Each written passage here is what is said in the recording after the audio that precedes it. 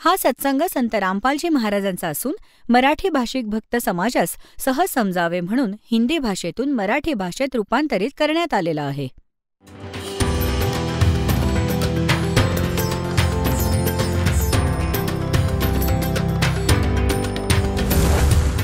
और ज्ञान सब ज्ञान डी कबीर ज्ञान सो ज्ञान और जैसे घोड़ा तोब कायम करता चले मैदान. जगद्गुरु तत्वदर्शी संत रामपालजी महाराजांचे अमृत वचन सर्व पवित्र धर्मांच्या व पवित्र शास्त्रांच्या आधारावर.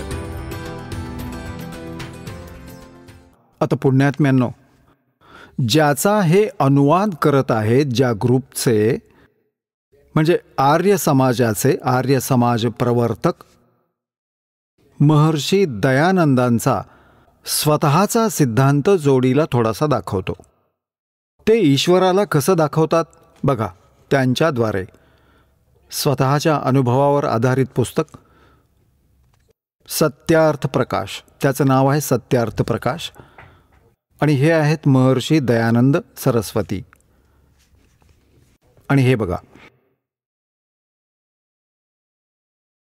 यांचा जीवनकाळ आहे सन 1824 पासून सन 1883 पर्यंत. 59 वर्ष राहिले हे, 59 इयर्स. आता हे आहे सत्यार्थ प्रकाश. याच्यात काय लिहिले दयानंदांनी की वेद आदी विविध सत्शास्त्रप्रमाणे आणि समन्वितः कोणी ही जी सत्यार्थ प्रकाशची रचना केली आहे ना त्यांनी, वेद आदी विविध सद्ग्रंथांच्या प्रमाणानुसार घेतली गेली आहे. आणि कोणी केली आहे? श्रीमद परमहंस परिव्राजक आचार्य महर्षी दयानंद सरस्वती स्वामी विरचितः. कुठून यांची उपमा लिहू लागले होते? श्रीमद परमहंस परिव्राजक आचार्य महर्षी दयानंद. नाव त्यांचं दयानंद आहे, पुढे केवढी पदवी आणि मागे सरस्वती स्वामी विरचित. आणि इथे काय लिहिले ते बघा. प्रकाशक आहे वैदिक यतिमंडल, दयानंदनगर, दीनानगर, पंजाबहून. आणि याचे कोण आहेत प्रकाशक? प्रकाशक तर हे वाचले आपण. हे कुठून छापले? मुद्रक आचार्य प्रिंटिंग प्रेस, दयानंद मठ, गोहाना मार्ग, रोहतकहून. ह्याच्या 7व्या समुल्लासात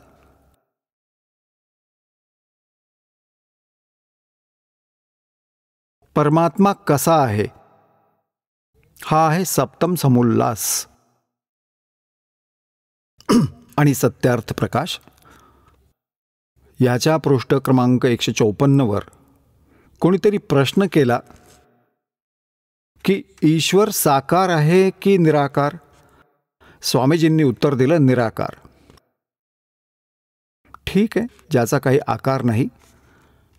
आता इथे 155 वर पहा. कोणीतरी प्रश्न विचारला की परमेश्वराची स्तुती, प्रार्थना व उपासना करावी की नाही?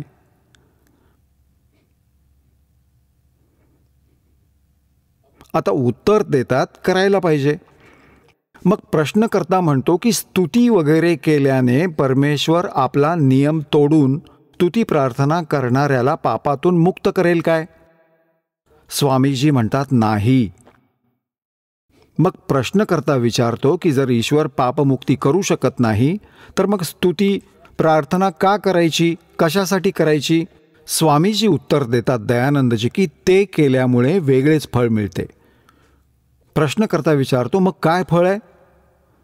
उत्तर देतात महर्षी दयानंद की स्तुतीमुळे ईश्वराबद्दल प्रेम, त्याच्या गुणकर्म स्वभावाने आपला गुणकर्म स्वभाव सुधारणे, प्रार्थनेने गर्व नाहीसा होतो, उत्साह आणि मदत मिळते, उपासनेने परब्रह्मशी मेळ आणि त्याचा साक्षात्कार होणं. बघा ह्यांची अक्कल. इथे तर म्हणतोय की ईश्वर निराकार आहे.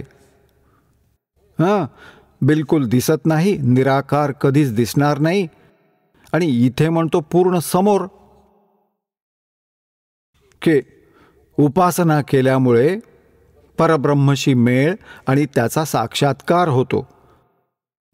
साक्षात्कार म्हणजे साकार वस्तू बघणे, आता पुण्यात्म्यांनो, हे होते ते नकली महर्षी.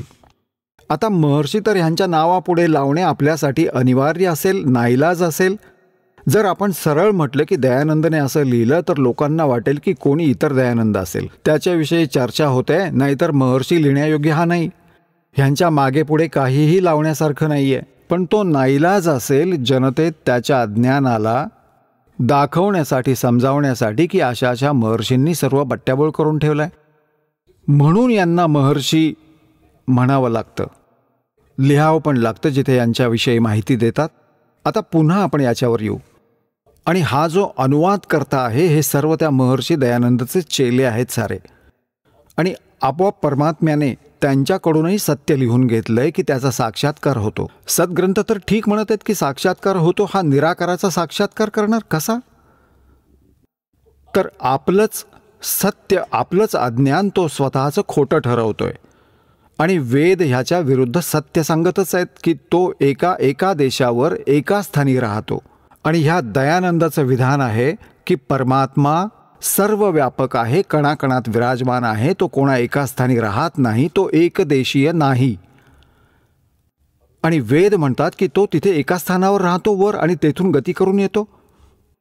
आता बघा पुन्हा, आपण पुन्हा ऋग्वेद मंडल 9-10 तुम्हाला दाखवतो. हे तेच 9-10 मंडल आहे. प्रकाशक तेच आहेत, सार्वदेशिक आर्य प्रतिनिधी सभा, हे तेच. आता आपण याचे मंडल नंबर 9 सूक्त 86चा मंत्र 26 आपण वाचला की तो परमात्मा कबीर देव, यज्ञ करणाऱ्या यजमानांसाठी परमात्मा सर्व रस्ते सुगम करत त्यांची विघ्ने दूर करतो आणि त्यांना पवित्र करत आपले रूप सुगम करतो. आहा, तो कांतिमय परमात्मा कबीर देव यांनी सर्वज्ञ लिहिले, हे लिहायला हवं होतं कबीर देव. विजेसारखा, म्हणजे आकाशातून जशी वीज एका सेकंदात खाली येते, क्रीडा करत वर्णीय पुरुष म्हणजे चांगल्या आत्म्याला, श्रेष्ठ आत्म्याला प्राप्त होतो. आणि तो कुठे राहतो? 27 मध्ये 27व्या मंत्रात म्हटलंय, जो परमात्मा धूलोकाच्या आणि 3ऱ्या पृष्ठावर आहे, विराजमान आहे. ठीक आहे, हे झालं एका स्थानावर आहे आणि तिथून चालत येतो. आता 82च्या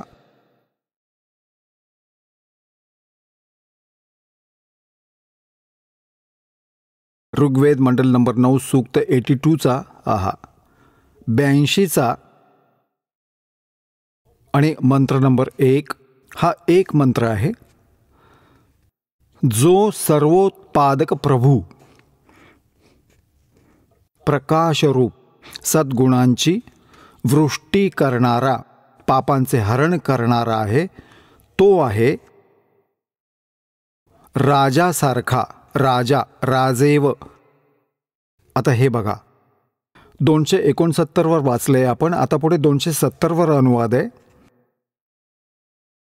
याने विचार केला कोणतं दुसरं पृष्ठ दाखवलं असेल. 270 वर आलो आपण.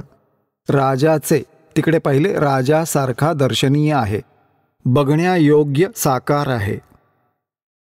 तो पृथ्वी आदी अनेक लोकांतरात 4 दिशांना शब्दायमान होत आहे. ह्या वर्णीय पुरुषाला, म्हणजे श्रेष्ठ, वर्णीय म्हणजे श्रेष्ठ, चांगला आत्मा, चांगली व्यक्ती, जो दृढ भक्त आहे, त्याला पवित्र करत प्राप्त होतो. त्याला भेटतो येऊन. ज्या प्रकारे वीज स्नेहप्रद जागांना आधार बनवून प्राप्त होते, त्याचं उदाहरण पण बघा. आणि तो कोणत्या उद्देशाने येतो? तिथून गती करून. ऋग्वेद मंडल नंबर 9 सूक्त नंबर 82चा मंत्र नंबर 1 आपण वाचला. आता दुसरा तुमच्या समोर ठेवू. यात काय लिहिलंय? हे परमात्मन, उपदेश करण्याच्या इच्छेने, म्हणजे तत्वज्ञान देण्याच्या इच्छेने तुम्ही महापुरुषांना प्राप्त होता, दृढ भक्तांना, चांगल्या आत्म्यांना येऊन भेटता. तुम्ही अत्यंत गतिशील पदार्थाप्रमाणे आमच्या आध्यात्मिक यज्ञाला प्राप्त होता. तुम्ही कबीर देव आहात, हे त्यांनी सर्वज्ञ लिहिले अनुवादकर्त्यांनी. तुम्ही कबीर देव आहात. आपण त्यांना कबीर साहेब म्हणतो. तुम्ही कबीर देव आहात, शुद्ध स्वरूप आहात. आमच्या पापांना दूर करून सोम म्हणजे हे अमर परमात्मा, तुम्ही आम्हाला सुख द्या. आता पुण्यात्म्यांनो, पवित्र वेद हे प्रमाणित करतायत की कबीर देव नाव आहे त्या परमेश्वराचे. आपण त्याला कबीर साहेब म्हणू, म्हणजे प्रभू पण होते. प्रभू, परमात्मा, परमेश्वर. तो वर सतलोकात राहतो आणि तिथून गती करून तिथून चालत येतो. जसं विजेसारखं, जसं आकाशातून वीज पडते कुठेही, तर ती कुठल्या तरी वस्तूला आधार बनवून पडते. जसं पूर्वी कास्य धातू त्याचं लाटणं, थाळी, वाट्या असायच्या, जशा आजकाल स्टीलच्या असतात. पूर्वी कास्याचे असायचे. आणि कास्य धातूवर आकाशीय वीज विशेष करून पडायची. जेव्हा पावसाळ्याच्या दिवसात बाहेर ठेवला तर त्याचं कनेक्शन बनायचं, त्याला आधार बनवून त्याच्यावर येऊन वीज पडली. तर असं म्हणतात की ज्या आपल्या दृढ भक्तांवर परमात्मा, चांगल्या आत्म्यांवर परमात्म्याचं विशेष आकर्षण असतं, त्यांच्यावरच येऊन तो परमात्मा विजेसारखा गतीने त्यांच्यावर आधार बनवून त्यांनाच भेटतात आणि तिथून चालत येतात. आणि ते राजासारखे दर्शन घेण्याजोगे असतात. दर्शनीय आहेत, साकार आहेत. अजून दाखवतो तुम्हाला. आता ते कोणत्या उद्देशाने येतात? ते उपदेश करण्याच्या हेतूने, ते तत्वज्ञान सांगण्याच्या इच्छेने. आता श्रीमद भगवद्गीता अध्याय नंबर 4च्या श्लोक 25 पासून 30-31 पर्यंत लिहिलंय की कोणी अशी साधना करतात, कोणी तशी साधना करतात, कोणी तशी साधना करतात, कोणी तशी करतात, आणि प्रत्येकाला आपली साधना पापनाशक वाटते. पापनाशक म्हणजे मोक्षदायक मानतात. पाप गेलं तर मोक्ष मिळणार. मग 4थ्या अध्यायातील 32व्या श्लोकात म्हटलंय की त्या सच्चिदानंद घनब्रह्मच्या वाणीत ते सगळं ज्ञान विस्ताराने सांगितलंय, यज्ञांची माहिती. आता तुम्हाला श्रीमद भगवद्गीता दाखवतो. पुण्यात्म्यांनो, तुम्ही एका पोटासाठी, रोजीरोटीसाठी आपल्या मुलांना आणि मुलींना 14, 15, 16 वर्ष शिकवता. कशासाठी? की त्यांचा चरितार्थ चालावा, रोजगार मिळावा. शिकवलं मुलाला, नोकरी मिळाली, नोकरी मिळताच अपघातामध्ये मृत्यू झाला. सांगा काय हाती आलं आपल्या? आणि हे ते खरे शिक्षण जे मुलांना आपण द्यायला पाहिजे होते, आपण द्यावे, सोबत मुलांनाही आणावं. आणि हे पुस्तक घरात पण आहे. CD सगळ्यांकडे उपलब्ध आहे. CD प्लेयर आहे. DVD घेऊन जा आणि बसून 2 तास मुलांना एकत्र बसवावं आणि बघा, अमृतवर्षा होईल. तर अशा प्रकारे तुम्ही हा मोक्ष मिळवायचा आहे. तुम्ही इथे विद्यार्थी बनलात. हे इथे ते रामायण ऐकवण्याची गोष्ट कोणती नाहीये. इथे यथार्थ ज्ञान दिलं जातं, अमर कथा सांगितली जाते. आणि ती जोपर्यंत तुमच्या हृदयात सामावणार नाही तोपर्यंत तुम्ही भक्ती नाही करू शकत. श्रीमद भगवद्गीता अध्याय नंबर 2च्या श्लोक नंबर 53 मध्ये म्हटलंय की अर्जुन, ज्यावेळी तुझी बुद्धी भिन्न भिन्न प्रकारच्या भ्रमित करणाऱ्या ज्ञानावरून हटून एका परमात्म्यावर, परमात्म तत्वावर, ज्ञानावर स्थिर होईल, तेव्हा तू योगाला प्राप्त होशील. तेव्हा तर तू साधक बनशील. तेव्हा तुझी भक्ती स्टार्ट होईल. तेव्हा तू योगी बनशील. तेव्हा तू भक्त बनशील. भक्तचा अर्थ आहे ब्लाइंड फेथ करून चालशील त्या मार्गावर. तर सगळ्यात आधी तुम्हाला भक्त बनवायचंय. या भिन्न भिन्न प्रकारच्या ज्ञानावरून तुमची बुद्धी हटवून तत्वज्ञानावर स्थिर करायची आहे. त्यासाठी केवढे प्रयत्न करावे लागतात दासाला. पुण्यात्म्यांनो, हा सर्व खेळ जो मालकांनी केलाय विज्ञानाचा आणि ह्या अक्षरज्ञानाचा, आज जगाच्या कानाकोपऱ्यात मुलं सर्व शिक्षित आहेत. भारतवर्षही शिक्षित आहे, सर्व 99% आसपास सर्व शिक्षित असतील. कोणी एखादा वृद्ध अडाणी राहिला असेल जो कानाने ऐकत नसेल, निसंशय तो अशिक्षित असेल. नाहीतर सगळ्यांना अक्षरज्ञान तर नक्की झालं. प्रौढ शिक्षण पण चालू केलं परमात्म्याने. आणि मग हे इन्स्ट्रुमेंट्स बनवले. जर हे इन्स्ट्रुमेंट्स नसते तर आम्ही तुम्हाला कितीही लिहून दिलं असतं पुस्तकांमध्ये, तुम्ही समजू शकला नसतात आणि तुम्हाला अक्षरज्ञान झालं नसतं. आता अक्षरज्ञान आणि जोडीला इन्स्ट्रुमेंट्स, प्रोजेक्टर, CD आणि पुस्तकं तुमच्याकडेही आहेत. तुम्ही मग कम्पेअर करू शकता. तर आता असं ठाम होईल की बिलकुल फायनल होईल की कबीर इज गॉड आणि हीच पूजा आहे. मग तर आपण भक्त बनलो. भक्त बनल्याशिवाय भक्ती नाही. तर तुम्हाला भक्त बनवलं जातंय इथे बोलावून. इथे आल्याने खूपशी रिहर्सल होते.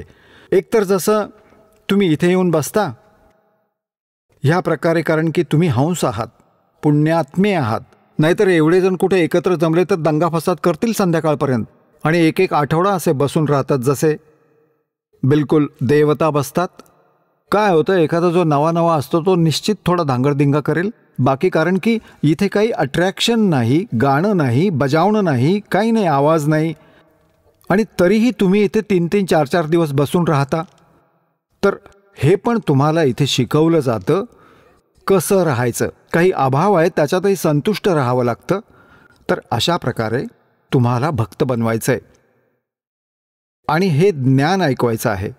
आता बघा, श्रीमद भगवद्गीता जयदयाल गोयंदका यांचे अनुवादक आहेत. अध्याय नंबर 4 श्रीमद भगवद्गीता आणि हा इथून सुरू होतो 25 पासून. यात काय लिहिलंय की दुसरे योगीजन, अन्य म्हणजे अपरे म्हणजे अन्य, काही बरेचसे योगीजन म्हणजे साधक देवतांच्या पूजन रूप यज्ञाचं यथासांग अनुष्ठान करत असतात. म्हणजे काही तर देवतांची पूजा करतात असा याचा अर्थ आहे.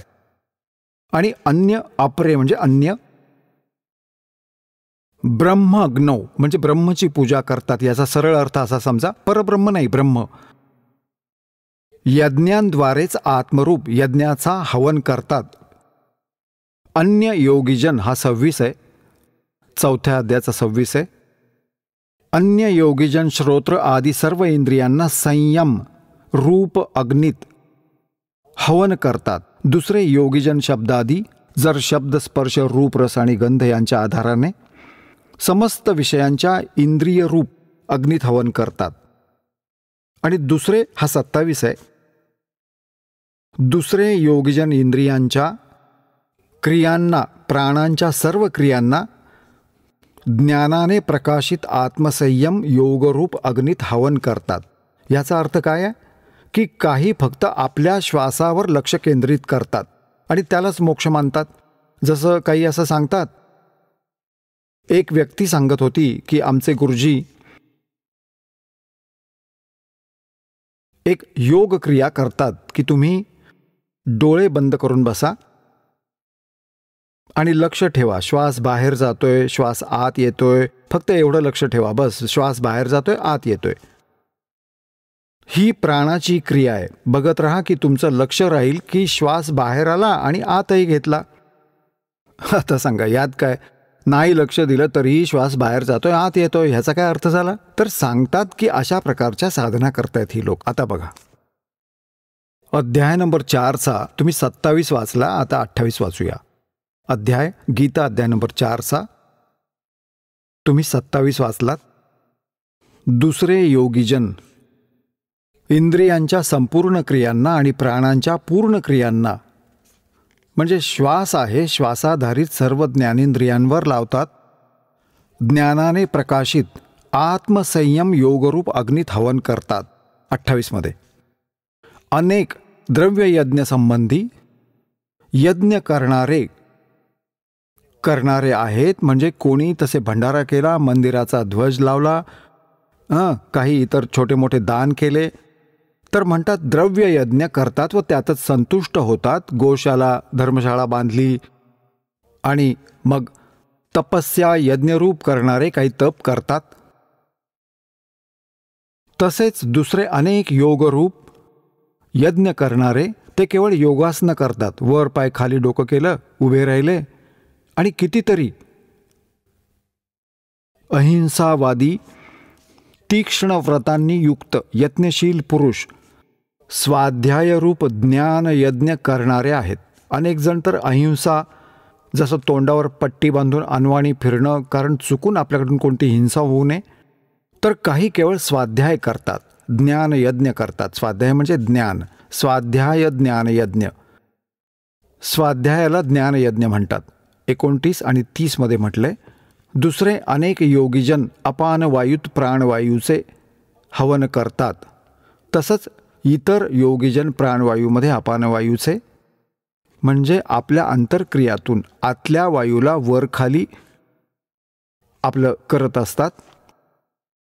इतर अनेक नियमित आहार करणारे, केवळ फलाहार करणारे खूप कमी आहार करून आपला संयम पाळतात. काही प्राणायाम पण करतात. प्राणायाम परायण पुरुष प्राण आणि अपानाची गती रोखून प्राणाला, श्वासांना प्राणातच हवन करतात. हे सर्व साधक योगांद्वारे पापांचा नाश करणारे यज्ञ जाणणारे आहेत. याचा अर्थ असा आहे की हे सगळेजण आपापल्या साधनांना यज्ञांद्वारे पापांचा नाश करणारे यज्ञ जाणणारे आहेत. त्यांची जी साधना आहे ते मानतात की पापनाश करणारी आहे आमची साधना. 31व्यात म्हटले की हे कुरुश्रेष्ठ अर्जुन, यज्ञातून उरलेले अमृत अनुभवणारा योगीजन सनातन परमब्रह्म, सनातनम ब्रह्म, सनातन ब्रह्म म्हणजे तद्ब्रह्म, परम अक्षर ब्रह्मला प्राप्त होतो. ओहो. यज्ञातून उरलेल्या म्हणजे धार्मिक शास्त्र अनुकूल साधना करणारा, याचा अर्थ शास्त्र अनुकूल साधना करणारा व्यक्तीच त्या सनातन परमात्म्याला प्राप्त होतात. यज्ञ न करणाऱ्या पुरुषासाठी अयज्ञस्य, तर हा मनुष्यलोक सुद्धा सुखदायक नसतो, तर परलोक कसा सुखदायक असेल. म्हणजे 31व्यात म्हटले की जे भक्ती साधना करत नाहीत ते सारे मातीमोल होतील. ते तर आता 32 मध्ये कमाल केली आहे. आहा. 4थ्या अध्यायाचा 32वा श्लोक. अशा प्रकारे अजूनही अनेक प्रकारचे यज्ञ यांनी इथे गडबड केली. ब्रह्मणे मुखे साठी लिहिलंय की वेदाच्या वाणीत. वेदवाणी तर हा ब्रह्म सांगतोच आहे गीतेमध्ये. हे लिहायला हवं होतं सच्चिदानंद घनब्रह्मच्या वाणीत. मुखे म्हणजे त्याच्या मुखकमलातून उच्चारित वाणीत. आता ब्रह्मणेचा अर्थ दाखवतो यांच्याकडूनच केलेला 17व्या अध्यायातील 23वा श्लोक ह्याच श्रीमद भगवद्गीतेत. हा बघा, हा आहे 17वा अध्याय आणि 23वा श्लोक हा 23वा. ओम तत्सत इति निर्देशः ब्रह्मणे त्रिविधः स्मृतः. ब्रह्मणेचा अर्थ त्यांनी दिलाय. ब्रह्मणे म्हणजे सच्चिदानंद घनब्रह्मचा म्हणजे परमअक्षर ब्रह्मचा. ओम, ओम, तत्, तत्, सत, सत असा हा 3 प्रकारचा त्रिविधः सच्चिदानंद घनब्रह्मचं नाव सांगितलंय. म्हणजे ब्रह्मणे म्हणजे सच्चिदानंद घनब्रह्म म्हणजे परमअक्षर ब्रह्म, पूर्ण परमात्मा. गीता ज्ञानदाता आपल्याहून अन्यच्या विषयी सांगत आहे. आपण पुन्हा परत येऊया 4थ्या अध्यायाच्या आता परत 32व्या श्लोकात.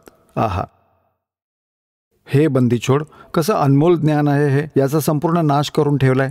एवं बहुविध यज्ञ विततः ब्रह्मणे मुखे. विततः म्हणजे विस्ताराने. आहा. ब्रह्मणे मुखे सच्चिदानंद घनब्रह्मच्या मुखातून उद्धृत अमृतवाणीत कर्मजात विद्धितान सर्वान एवं ज्ञात्वा विमोक्षसे. आहा. आता वाचा. अशा प्रकारे अनेकही तऱ्हेचे यज्ञ इथे लिहा. सच्चिदानंद घनब्रह्म अर्थात परमअक्षर ब्रह्म पूर्ण परमात्म्याच्या मुखातून उच्चारित वाणी. मुखातून, मुखे त्याच्या मुखातून उच्चारित वाणीत विस्ताराने सांगितले आहे. त्या सर्वांना तू कर्मजान, हा हा मन इंद्रिय व कर्म व शारीरिक क्रियांद्वारे संपन्न होणाऱ्या जाण, म्हणजे आपली स्वाभाविक कर्म करत करतच त्यांना केलं जातं असा त्याचा अर्थ झाला. ह्या प्रकारे ज्ञात्वा, ह्या प्रकारे जाणून, ह्या प्रकारे तत्वाने जाणून त्यांच्या अनुष्ठान म्हणजे भक्तिक्रिया साधनाद्वारा तू कर्मबंधनातून सर्वथा मुक्त होशील. याचा अर्थ आहे की तू त्यांना जाणून विद्धी एवं ज्ञात्वा विमोक्षसे म्हणजे पूर्णपणे मुक्त होशील. हे ज्ञान समजल्यानंतर तू बिलकुल त्यात लिहिल्यानुसार साधना करून अनुष्ठान केल्याने तू पूर्णपणे मुक्त होशील. हे तत्वज्ञान आहे जे सच्चिदानंद घनब्रह्मच्या वाणीत सांगितलंय. आता इथे सांगितलंय 4थ्या अध्यायाच्या 34व्या श्लोकात. आता त्या ज्ञानाला जे सच्चिदानंद घनब्रह्मच्या वाणीत लिहिलं आहे त्या ज्ञानाला तू तत्वदर्शी ज्ञानी संतांकडे जाऊन समजून घे. त्यांना नीट दंडवत प्रणाम केल्याने, त्यांची सेवा करून आणि कपट सोडून सरळतेने प्रश्न करून ते परमात्म तत्व नीट जाणणारे तत्वदर्शिनः तत्वदर्शी संत ज्ञानी महात्मा तुला तत्वज्ञानाचा उपदेश करतील. पुण्यात्म्यांनो, आपण पुन्हा तिथेच येऊया. हे ऋग्वेद मंडल नंबर 9 आणि तेच तुम्हाला पुन्हा दाखवतो. श्रीमद भगवद्गीता आपण ठेवून दिली आहे आणि हा दयानंद वाल्या भक्तांचा अनुवाद आहे. यात काय लिहिले? ऋग्वेद मंडल नंबर 9 सूक्त 86च्या मंत्र 26-27 आणि ऋग्वेद मंडल नंबर 9 सूक्त 82च्या मंत्र 1-2 मध्ये तुम्ही हे वाचलं की तो परमात्मा पापनाशक आहे आणि वरती 3ऱ्या मुक्तिधामामध्ये राहतो. तिथून गती करून चालत येतो, चांगल्या आत्म्यांना भेटतो आणि तो राजासारखा दर्शनीय आहे, देखण्यायोग्य साकार आहे. आणि उद्देश काय त्याच्या येण्याचा? तो उपदेश करतो, तत्वज्ञानाचा प्रचार करतो. आता पुन्हा एकदा बघा. आता पुण्यात्म्यांनो, असं समजा की तुम्हाला अमृत प्यायचं आहे आणि जितक्या वेळा प्याल तेवढं थोडं आहे. ऋग्वेद मंडल नंबर 9 सूक्त 86 खूप सरळतेने समजेल आपल्याला. आणि 26 मंत्र यज्ञ करणाऱ्या यजमानांसाठी म्हणजे साधना करणारे, हे यज्ञाचा उल्लेख आला ना. यज्ञ म्हणजे धार्मिक अनुष्ठान करणारे भक्तांसाठी, यजमान म्हणजे भक्तांसाठी परमात्मा सगळे रस्ते सुगम करतो आणि त्यांची विघ्ने नष्ट करतो, त्यांच्या सर्व दुःखांचं निवारण करतो आणि त्यांना पवित्र करत आणि आपलं रूप सुगम करत. आता सतलोकात परमात्मा जिथे ते एका स्थानावर राहतात, एका रोमकूपात. हे एक रोमकूप आहे, यात करोडो सूर्य आणि करोडो चंद्रमा मिळवा. असा एका रोमकूपाचा प्रकाश आहे परमात्म्याचा, केसाचं छिद्र ज्याला रोमकूप म्हणतात. तर त्याच्यात इतकं तेज आहे, करोडो सूर्य करोडो चंद्र मिळवा, तर आपण त्याला बघू शकत नाही. जर तो जसाच्या तसा इथे आला तर तो आपल्या रूपाला कमी तेजोमय बनवून इथे येतात. म्हणजे आपल्यासारखाच मिळता जुळता, पण तरीही त्याचं शरीर खूप छान इतरांपेक्षा तेजोमय असतं. तर आपल्या रूपाला सरळ करत तो कांतिमय परमात्मा कबीर देव, इथे लिहायचं होतं कबीर देव, विजेसारखी क्रीडा करत पोहोचले क्षणार्धात. एका क्षणात पोहोचतो परमात्मा. म्हणतात मी एका क्षणात येतो. वरणीय पुरुषाला प्राप्त होतो आणि तो परमात्मा आता 27 मध्ये ऋग्वेद मंडल नंबर 9 सूक्त नंबर 26चा, ऋग्वेद मंडल नंबर 9 सूक्त नंबर 86चा मंत्र 26 वाचला. आता 27 वाचू. जो परमात्मा धूलोकाच्या 3ऱ्या पृष्ठावर विराजमान आहे, तो परमात्मा धूलोकाच्या 3ऱ्या पृष्ठावर विराजमान आहे आणि तिथून गती करून येतो. आता बघा, उद्देश काय असतो त्याचा? ऋग्वेद मंडल नंबर 9 आणि सूक्त नंबर 82. सूक्त नंबर 82च्या आता आपण खाली जाऊया. मंत्र नंबर 1. सर्वोत्पादक प्रभू म्हणजे सगळ्यांची उत्पत्ती करणारा भगवान, प्रकाश रूप, तेजोमय रूपवाला, त्याचं तेजोमय शरीर आहे, सद्गुणांची वर्षा करणारा, पापांचा नाश करणारा, पापांचं हरण करणारा, तो राजेव, राजासारखा, राजेव, राजा समान. हे पृष्ठ 269-270 वर वाचूया. त्यासारखा दर्शनीय आहे, बघण्यायोग्य. दर्शनीय म्हणजे साकार, आणि तो पृथ्वी वगैरे लोकांतरात चारी दिशांना शब्दायमान होत आहे. तो वर्णीय पुरुषाला, जो दृढभक्त आहे त्याला पवित्र करत त्याला प्राप्त होतो, मिळतो. ज्या प्रकारे विद्युत, आकाशीय वीज आवडणाऱ्या स्थानांना आधार बनवत प्राप्त होते. आता इथे पहा, त्यांचा उद्देश काय आहे? ऋग्वेद मंडल नंबर 9 सूक्त 82 वर आलो आपण. पहिला मंत्र वाचला, दुसरा वाचूया. हे परमात्मन, उपदेश करण्याच्या इच्छेने म्हणजे ज्ञान देण्याच्या, तत्वज्ञान देण्याच्या इच्छेने आपण महापुरुषांना प्राप्त होता, आणि आपण अत्यंत गतिशील वस्तूसारखा म्हणजे खूप जलद जाणाऱ्या वस्तूसारखा आमच्या आध्यात्मिक यज्ञांना प्राप्त होता. आपण कबीरदेव आहात. आपण कबीरदेव आहात. जसं हे बघा 9:20 मध्ये हे लिहिले स्पष्ट. ऋग्वेद मंडल नंबर 9 सूक्त 20चा मंत्र 1 स्पष्ट केलं इथे. कबीरदेव, कबीरदेव आहात. कबीरदेव जसं यजुर्वेद तसंच कबीरदेव आहे. कबीर रवरती आहे, देव कबीर परमेश्वर. तो कबीर हे लिहायचं होतं. तो कबीर परमेश्वर आहे, तो आहे कबीर परमेश्वर आहे. तर इथे कवीचा अर्थ मेधावी लिहिला. कवीचा अर्थ बघा लिहिला काव्यकार.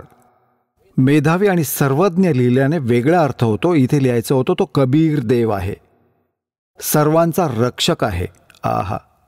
विद्वानांच्या तृप्तीसाठी ज्ञान देतो. बघा, सहनशील आहे आणि सगळ्या दुष्टांना युद्धात तिरस्कृत करतो, म्हणजे तत्वज्ञानरूपी संग्रामात सगळ्यांना हरवतो. आता पुन्हा येऊया ऋग्वेद मंडल नंबर 9च्या सूक्त नंबर 82च्या मंत्र नंबर 2 मध्ये. हे परमात्मन, उपदेश करण्याच्या इच्छेने आपण महापुरुषांना प्राप्त होता, आणि आपण अत्यंत गतिशील वस्तूसारखे आमच्या आध्यात्मिक यज्ञाला प्राप्त होता. आपण कबीर देव आहात. आपण कबीर देव आहात. शुद्ध स्वरूप आहात. आमच्या पापांना दूर करून हे अमर परमात्मा, हे सोम, सोम म्हणजे अमर परमात्मा, हे परमेश्वर, आपण आम्हाला सुख द्यावे.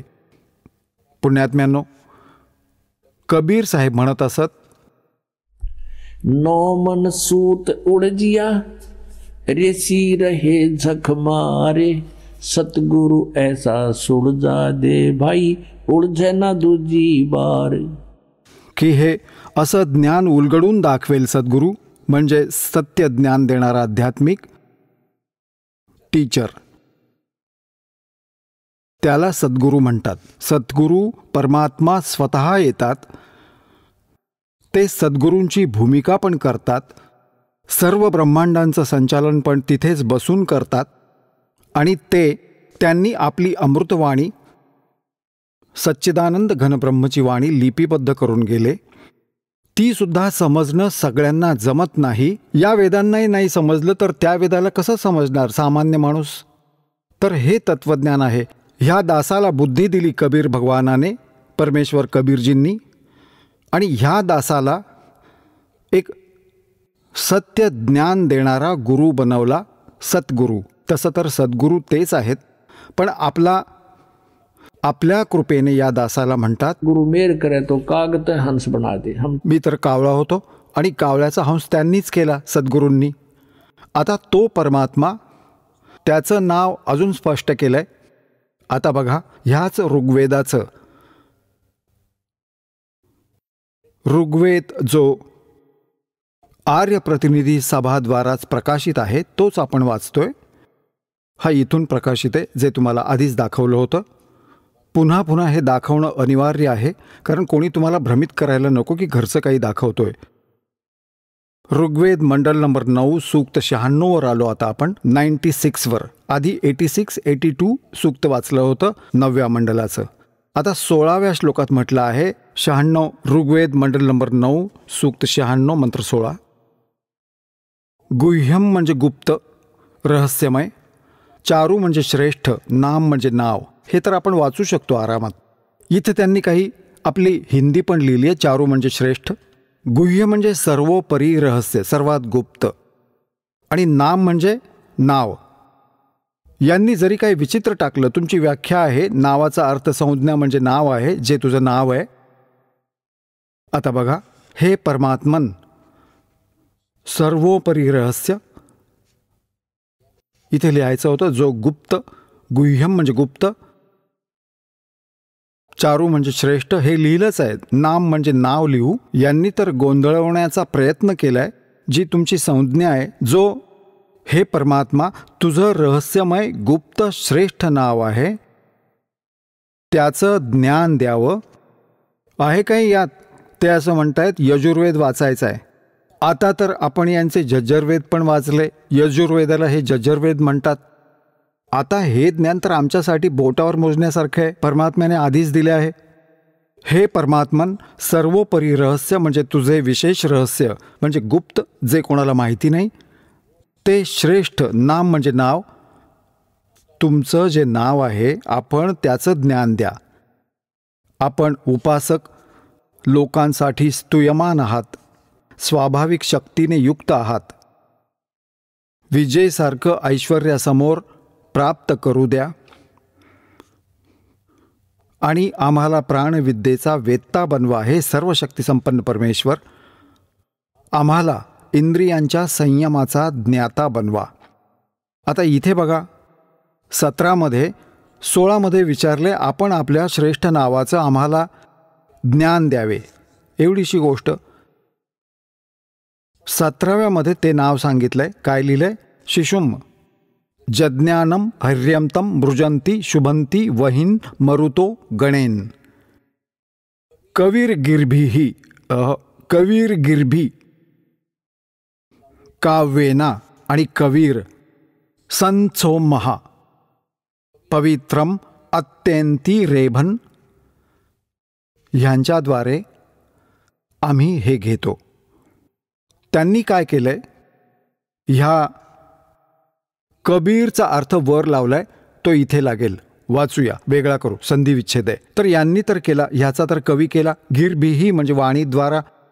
आपण त्याला असंच्या असं ठेवू, कबीर वाणीद्वारा. गिरभी म्हणजे वाणीद्वारा आणि कवीर म्हणजे कबीर. कबीर वाणीद्वारा. अच्छा, रेभन म्हणजे हे बघा, रेभन सन, गर्जना करत.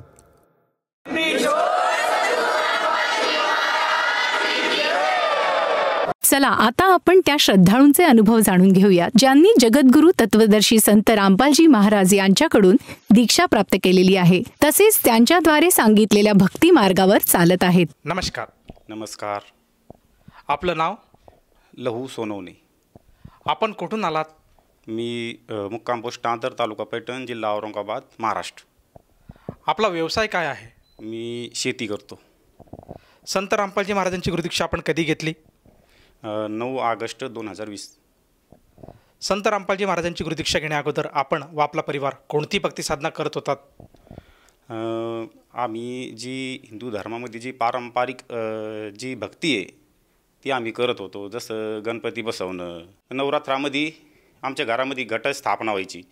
त्याच्यानंतर आम्ही रोज नवीन नवीन माळ बनवणं, ते बनवणं. आमच्या गावात रेणुका माताचं देवीचं मंदिर आहे, तिथं जायचं, आरती, ते आम्ही अशा साधना पारंपरिक करत होतो.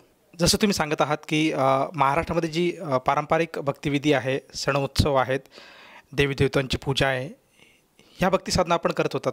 मला विचारायचं की आपण यापूर्वी अन्य कोणी गुरु धारण केले होते का? हो, मी नाणीजचे जे नरेंद्र महाराज आहे रत्नागिरीमध्ये, त्यांना मी गुरु केलं होतं.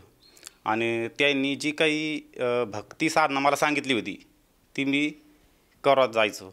आणि तिथं आमच्या गावामध्ये जो रविवारी सत्संग भरायचा, त्या सत्संगाला आवर्जून मी माझ्या पाठीमागं कितीही महत्त्वाचं काम असू ते मी सोडून द्यायचं आणि पहिलं सत्संगात तिथं जाऊन सगळी तिथं सेवा करू लागायचं, चटाई आथरू लागायचं की मला मनातून मी ती भक्ती करत होतो.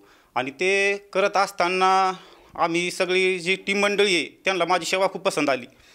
त्यांनी सांगितलं, लऊ तुझ्यावर आम्ही काही जबाबदारी देतो, आज तू काय कर, आजपासून सचिव पदावर राह म्हणेन तू.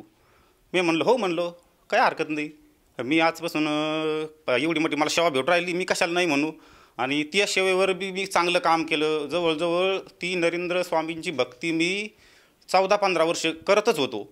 आणि ते करत असताना शेवटीच्या वर्षी मला तिथं जसं अध्यक्ष बनवलं गेलं त्या सेवा केंद्राचे, माझी सेवा पाहून की बाबा तू आता सेवा केंद्राचा अध्यक्ष हो म्हणीन. तर मी ती बी जबाबदारी स्वीकारली की जसं आम्ही ठरवायचं, जे काही आमची टीम असायची की आता आपल्याला नाणीजला जायचं आहे, आपल्या गुरुचे आदेश आले की असा कार्यक्रम आहे, तिथं अमुक संत महंत सगळे जमा होणार आहे, तर आम्ही गाडी करायचं. गाडी करताना जेवढे काही तीर्थक्षेत्र त्या रूटला यायचे आमच्या, ते सगळे रूट आम्ही अगोदर लिहून घ्यायचो. किंवा आपल्याला जाताना मोरगाव गणपतीला जायचं, मोरगाव गणपतीवरून परत आपलं जेजुरी करायची, जेजुरीवरून मग डायरेक्ट आम्ही नाणीजला जायचं. तिथं जो काही दिवसभराचा दिनक्रम चालायचा, मग त्याच्यानंतर मग संध्याकाळी तिथं आराम करायचा. मग तिथला जो कार्यक्रम संपला का परत आम्ही रूट बदलायचं, महालक्ष्मीला यायचं कोल्हापूरवरून पंढरपूरला यायचं, पंढरपूरमध्ये गंगेमध्ये आंघोळ वगैरे तिथल्या झाल्यानंतर विठ्ठलाचं दर्शन घ्यायचं आणि मग असं घरी यायचं. असं दिनक्रम आमचं दरवर्षी चालूच राहायचं. सर, जसं तुम्ही सांगितलं की आपण पूर्वीपासूनच भक्तिमार्गात होतात आणि आपण नरेंद्र स्वामी महाराजांना सुद्धा गुरु केले होते आणि त्यांनी जी भक्तिविधी दिली होती ती सुद्धा आपण करत होतात आणि आपण एक मोठ्या पदावर गेले होतात, अध्यक्ष होतात, सगळं आपण त्या संस्थेचं आपण कार्य आपण सांभाळत होतात, अनुयायींना आपण घेऊन जात होतात, आणत होतात आणि जे काही त्यांचे उपक्रम होत होतात त्यामध्ये आपण अग्रस्थानी आपण सेवा करत होतात. तर हे सगळं सोडून आपण संत रामपालजी महाराजांच्या शरणात कसे आलात आणि संत रामपालजी महाराजांचा मार्ग आपल्याला कसा कळाला? सर, मी त्या मार्गामध्ये भक्ती साधना करत असताना, सेवा करत असताना माझे जे पाहुणे होते ते माझ्या घरी येत जाय करायचे. आणि त्याच्यात माझी ताई, माझे मेवणे यांनी संत रामपालजी महाराजांची जी भक्ती आहे ही समजून घेतलेली होती. आणि त्यांनी मला ज्ञानगंगा पुस्तक घरी आणून दिलं. त्यांनी सांगितलं की लऊ, तू ही जी भक्ती करतो याच्यापासून तुला काय लाभ मिळणार आहे? मी म्हणलो, आता ही भक्ती आपण कशासाठी करतो, तुम्ही कशासाठी करता? की आपला मोक्ष व्हायला पाहिजे. जन्माला आल्यानंतर आपलं जर काही कर्तव्य कोणतं काही उरत असेल तर ते म्हणजे मोक्षासाठी भक्ती करायची, इतर कुठल्याही लाभासाठी करायची नाही.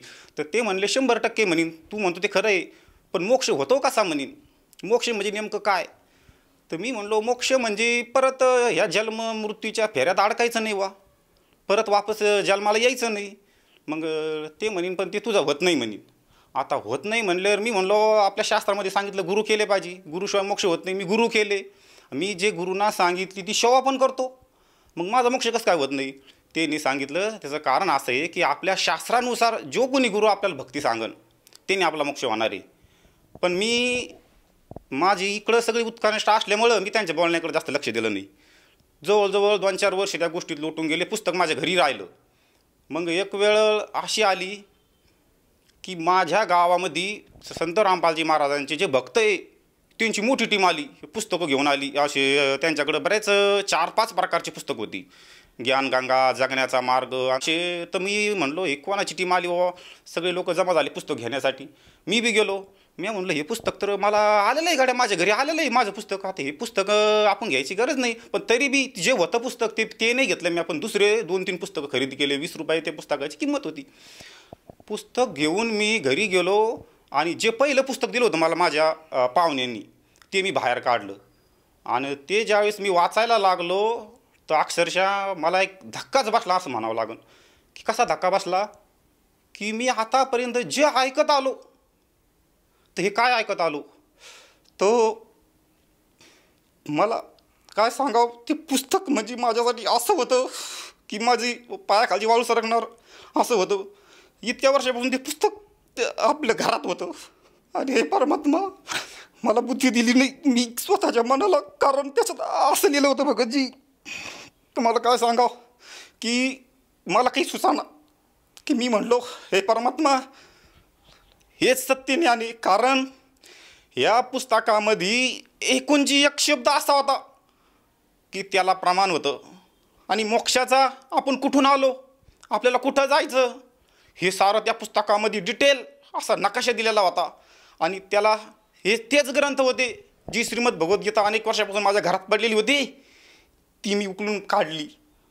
आणि उकलून काढल्यानंतर की ह्या पुस्तकामध्ये जे दिलेलं प्रमाण आहे ते खरंच आहे का बाबा, हे उकलून पाहताना माझ्या लक्षात आलं की संत रामपालजी महाराजांनी जे ज्ञान दिलं ते ॲक्युरेट सद्ग्रंथाला धरून दिलं. एकही शब्द त्यांनी त्यांच्या मनाचा त्याच्यामध्ये टाकला नाही.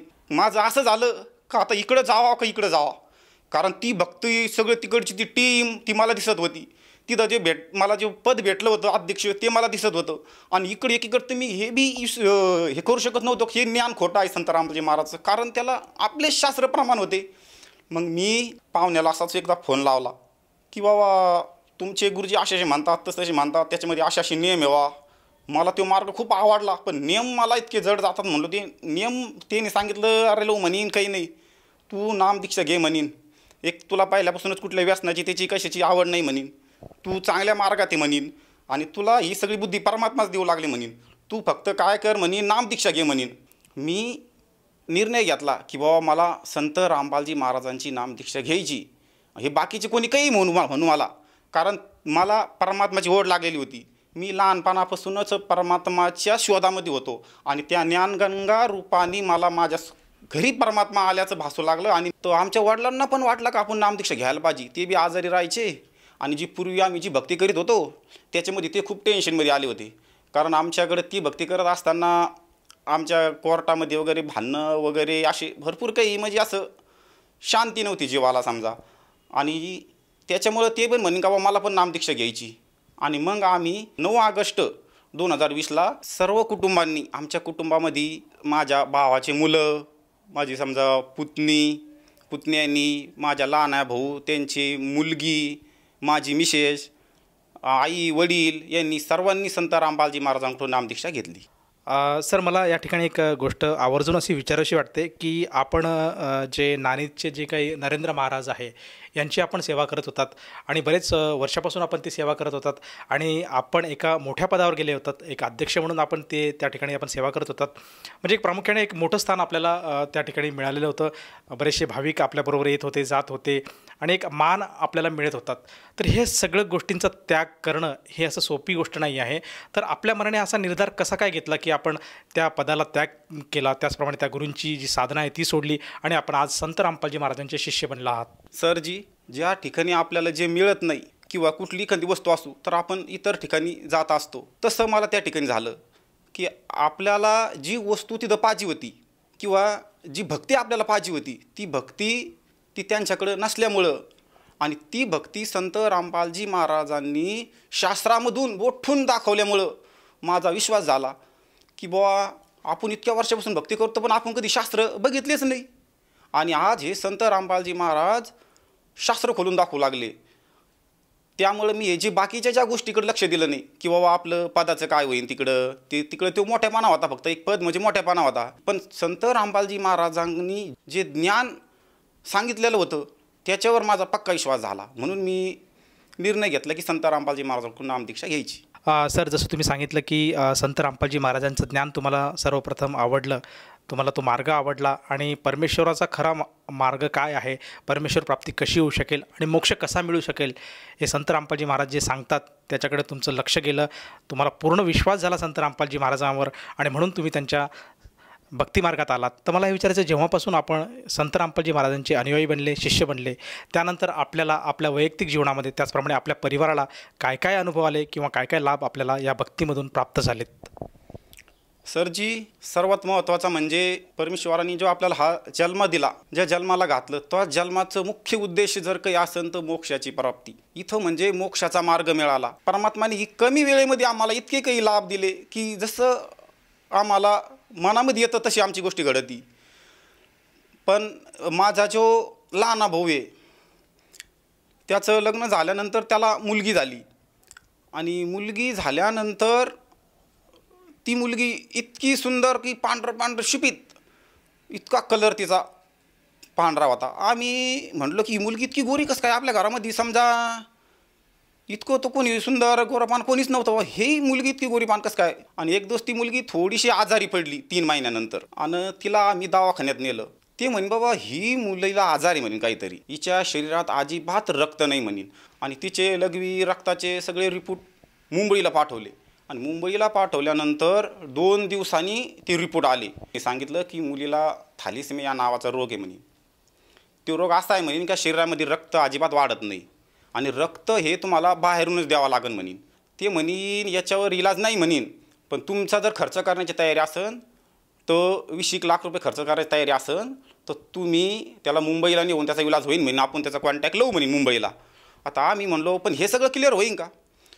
ते म्हणाले ह्या रोगाचं कसं नो गॅरंटीमध्ये असतं म्हणेन, तुम्ही विचार करून सांगा म्हणेन काय करायचं ते. मग आम्ही तिला घरी घेऊन आलो. तर त्यावेळेस ती चांगली झाली होती कारण तिचं ट्रीटमेंट केली होती, तिला रक्त वगैरे लावलं होतं. मग नंतर सगळ्यांनी मिळून विचार केला बा एवढा पैसा लागणार आहे, मुलीची नो गॅरंटी आहे. पाहुण्यारावाळी म्हणे दुसरं मूल चांगलं होईल म्हणे, त्याला दुसरं मूल चांगलं होईल ही कशावरून गॅरंटी. मग आम्ही डॉक्टराकडे परत गेलो का आता याच्यानंतर तास होणार नाही ना. डॉक्टरने सांगितलं याची गॅरंटी सांगता येत नाही म्हणे, आम्ही फक्त प्रयत्न करणार, याची गॅरंटी काही आम्ही तुम्हाला देऊ शकत नाही. मग आम्ही तिची ट्रीटमेंट वगैरे चालू ठेवली. हे करत असताना आमच्या एक लक्षात आलं की म्हणलो बाबा तू संत रामपालजी महाराजांकडून नामदीक्षा घे म्हणलो, कारण त्या टायमाला आम्ही नामदीक्षा घेतलेली नव्हती. मग आम्ही संत रामपालजी महाराजांकडून नामदीक्षा घेतली आणि जे दुसऱ्या मुलासाठी ज्यावेळेस त्याची ट्रीटमेंट सुरू झाली तर तो मुलामध्ये ते गुण नव्हते जे ह्या मुलीमध्ये होते. एवढा मोठा चमत्कार डॉक्टरांनी सांगितलं होतं की बाबा तुम्हाला दुसऱ्या मुलाची आम्ही गॅरंटी देऊ शकत नाही, पण ते दुसरं जे अपत्य झालं ते एकदम क्लिअर झालं. त्याच्यामध्ये असे कुठल्याही प्रकारची की रक्ताची कमतरता असं काही भासून आलं नाही. हा एक आम्हाला लाभ झाला. आणि दुसरा लाभ म्हणजे असा झाला की आम्ही नामदीक्षा घेतल्यानंतर आणि त्या मुलीला पण परमात्माकडून नामदीक्षा दिली. नामदीक्षा दिल्यानंतर मग त्याची अशी आमच्यावर दया झाली की असंच एक मुलं आमच्या गावामध्ये होतं की त्याला बी रक्ताची कमतरता होती. मग त्यांनी सांगितलं की बाबा तुम्हाला एवढा खर्च करायची गरज नाही म्हणेन, तुम्ही औरंगाबादला घाटीमध्ये त्याचा इलाज होतो म्हणेन, तुम्हाला खर्च लागणार नाही, काही लागणार नाही. आणि मग आम्ही तिथं घेऊन गेलो त्या मुलीला, तिथं त्याचे कागदपत्र वगैरे सगळे काढले आणि तिथं तिला आता ट्रीटमेंट बिगर खर्चामध्ये सुरू आहे परमात्माच्या दयेनं. सरजी, मी इंदूर आश्रमला आमची जी टीम होती, समजा आम्हाला जी सेवा मिळाली होती ती सेवा आम्ही रात्रीला आमची सेवा होती ती सेवा केली आणि दिवसा पाटापाटा आमची सेवा संपली. आम्ही आमच्या जागेवरती येऊन झोपलो. मी माझी बॅग जी होती तिच्यामध्ये मोबाईल, पैसे सर्व काही त्या बॅगमध्ये ठेवलेलं होतं आणि ती बॅग मी असं डोक्याला लावून झोपी गेलो आणि ते रात्री सेवा असल्यामुळं ती माझ्या डोक्याखालची बॅग कवाशी निघून गेली हे मला समजलंच नाही.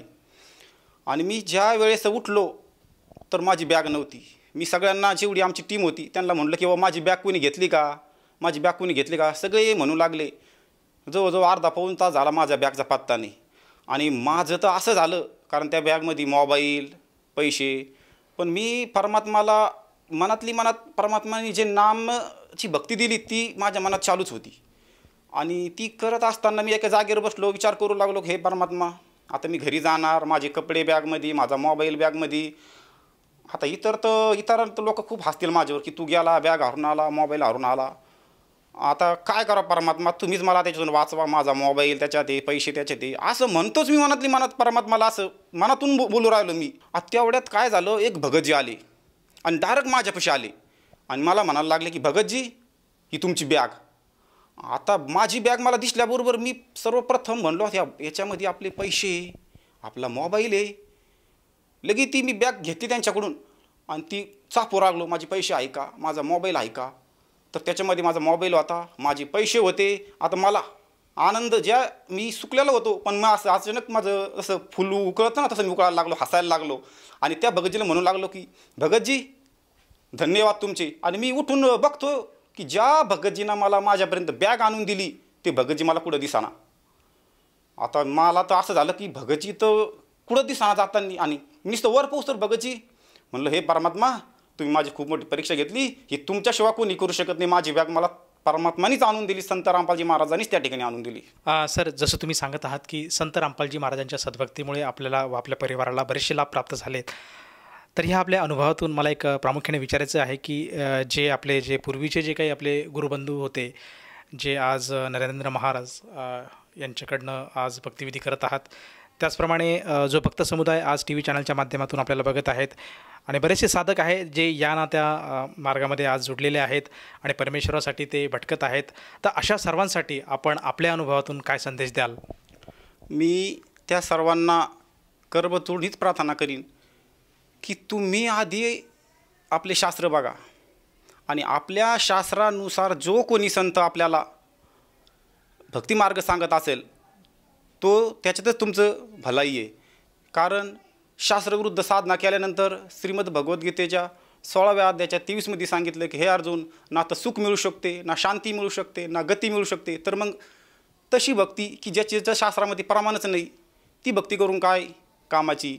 हे अर्जुन, याच्यासाठी तू जे शास्त्ररहित कर्म आहे, जे शास्त्रामध्ये सांगितले ते कर्म तू कर, असं भगवद्गीतेमध्ये म्हणतात. म्हणून आजच्या घडीला ह्या विश्वामध्ये संत रामपालजी महाराजांनी जे शास्त्र अनुकूल भक्ती सांगितली, जी सर्व शास्त्राला धरून असल्यामुळं सर्वांनी संत रामपालजी महाराजांच्या शरणमध्ये येऊन त्यांची शरणग्रहण करावी आणि त्यांनी जे ज्ञानगंगा पुस्तके हे वाचून नामदीक्षा घ्यावी. सर, जसं तुम्ही आज समाजाला साथ घालत आहात, आवाहन करत आहात की संत रामपालजी महाराजांचे जे काही पुस्तकं आहेत, ज्ञानगंगा, जगण्याचा मार्ग, याचं अध्ययन केलं पाहिजे. त्याचप्रमाणे संत रामपालजी महाराजांचे सत्संग येतात, विविध चॅनलवर त्यांचे सत्संग प्रसारित होत असतात. त्याचप्रमाणे सोशल मीडियाचं जे काही प्लॅटफॉर्म आहे, यूट्यूब आहे, फेसबुक आहे, ट्विटर आहे, इंस्टाग्राम आहे, जे काही सोशल मीडियाचे आज प्लॅटफॉर्म उपलब्ध आहेत, त्या सगळ्या प्लॅटफॉर्मवर संत रामपालजी महाराजांचं ज्ञान हे भरभरून वाहत आहेत. तर सगळ्यांना, ज्यांना कोणी संत रामपालजी महाराजांची माहिती पाहिजे असेल ते त्या ठिकाणी ते ज्ञान घेऊ शकतात. तर आपल्या ह्या गोष्टीवर जर एखाद्याचा विश्वास बसला असेल, त्याचप्रमाणे त्यांनी जर सुद्धा संत रामपालजी महाराजांचा परिचय केला असेल आणि त्यांना आता संत रामपालजी महाराजांची गुरुदीक्षा घ्यावयाची असेल, तर ती व्यक्ती संत रामपालजी महाराजांची गुरुदीक्षा कशी घेऊ शकेल? सरजी, संत रामपालजी महाराजांची नामदीक्षा घेणं हे एकदम सोपं झालेलं आहे. आपल्या मोबाईलवरती, TV वरती संत रामपालजी महाराजांचे सत्संग असतात, त्याच्या खाली आश्रमचे नंबर दिलेले असतात. त्या नंबरवरती कॉन्टॅक्ट करून आपले जे जवळचं नामदान सेंटर आहे त्या ठिकाणी जाऊन आपण नामदीक्षा घेऊ शकता. सर, मला प्रामुख्याने एक गोष्ट विचारावीशी वाटते की ज्या कोणी साधकाला संत रामपालजी महाराजांची गुरुदीक्षा घ्यावयाची असेल, त्या व्यक्तीला त्या नामदान केंद्रावर जाऊन किती पैसे मोजावे लागतात किंवा किती फीस तिथे द्यावी लागते, जेणेकरून त्याला संत रामपालजी महाराजांची नामोपदेश किंवा गुरुदीक्षा मिळू शकेल? सरजी, नामदीक्षा घेण्यासाठी एकही रुपया लागत नाही. संत रामपालजी महाराज ही नामदीक्षा मोफत देतात आणि त्याच्यासाठी जे काही लागणारं सामुग्री आहे ही सुद्धा मोफत दिल्या जाते. धन्यवाद. सच्च आहे.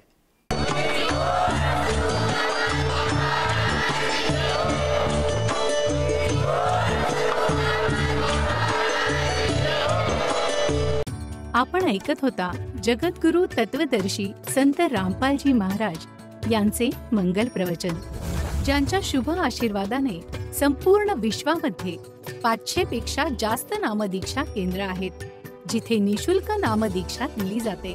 निशुल्क नामदीक्षा प्राप्त करण्यासाठी आणि अधिक माहितीसाठी संपर्क करा 7030303951 7030303952.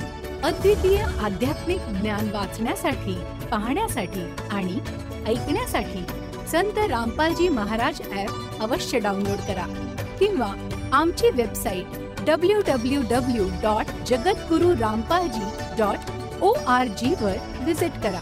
आम्हाला सोशल मीडियावर फॉलो करा. सर्व पवित्र धर्मांच्या पवित्र शास्त्रांवर आधारित प्रमाणित अनमोल पुस्तक ज्ञानगंगा किंवा जगण्याचा मार्ग यापैकी कोणतेही एक पुस्तक निशुल्क मागवण्यासाठी आपण आम्हाला आपले पूर्ण नाव, पूर्ण पत्ता, पिनकोड आणि फोन नंबरसह लिहून 7030303951 किंवा 7030303952 या नंबरवर SMS करू शकता किंवा 7030303950 या नंबरवर व्हॉट्सअप देखील करू शकता.